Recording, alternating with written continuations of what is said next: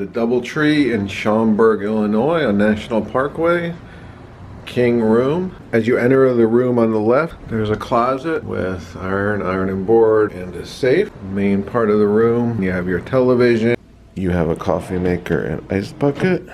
You do have a refrigerator, work area, desk and chair. You have a little sitting area, which is a king-size bed.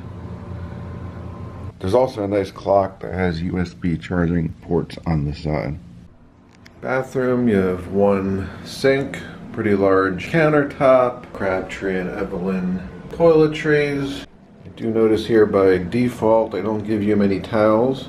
You have a shower tub combination. There's a guest laundry, one washer dryer, takes quarters. Here's the fitness center.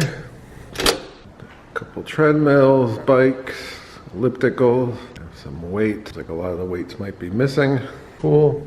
It's an okay size, very warm in here. Just some little chairs here. They don't have any lounge chairs like some other DoubleTrees.